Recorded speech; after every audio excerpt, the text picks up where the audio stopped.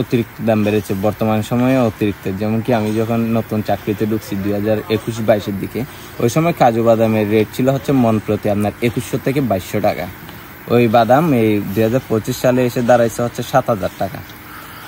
আচ্ছা, যখন আমরা 2200 টাকা করে মন কিনছি, ওই সময় আমরা বাদাম সেল করছিলাম হচ্ছে 900 টাকা করে।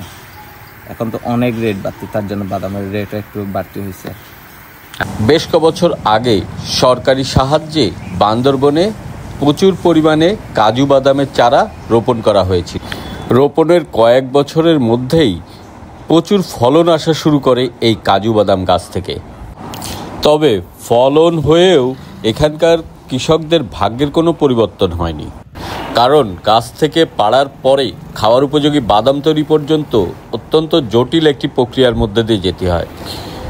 এখানে কোনো প্রক্রিয়াজাত কেন্দ্র না থাকায় স্থানীয় কৃষকরা তাদের উৎপাদিত কাজু বাদাম বিক্রির কোনো জায়গা পাচ্ছিল না। এ কারণে অনেক কৃষক তাদের কাজু বাদাম গাছ কেটে ফেলতে বাধ্য হয়। পরে বেশ কয়েকটি কোম্পানি এই কাজু বাদাম প্রক্রিয়ার সাথে যুক্ত হলে স্থানীয় কৃষকদের ভাগ্য বদলে যায়।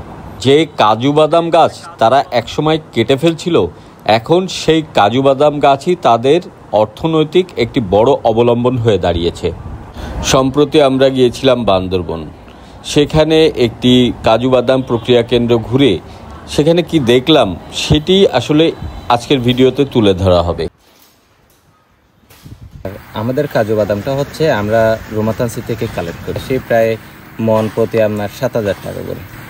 এরপরে এখানে আনার পর আমাদের বান্দরবানে আনার পরে হচ্ছে বাদামটা 2-3 দিন আমরা টানা রোদের মধ্যে শুকাই, এমনকি ভালোভাবে আমাদের শুকাই যাওয়ার পরে হচ্ছে ভেতর থেকে অ্যাসিডটা চলে যায়। তো এরপরে হচ্ছে আমরা বাদামটা সিদ্ধ করি।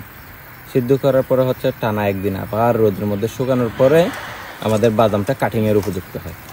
এরপরে হচ্ছে আমরা কাটিং করি, যেমন কি আমাদের আবার বিভিন্ন গ্রেডের মধ্যে হচ্ছে বাদামটা সাইজ করা লাগে, যে বড় ছোট মাঝারি 3 সাইজে করে আমরা ম্যানুয়ালি আমরা ছোটটা কেটে ফেলি, আর যেগুলো বড় আর মাঝারি আছে ওগুলো হচ্ছে আমরা অটোমেটিক কাটিং মেশিনের মধ্যে কাটি।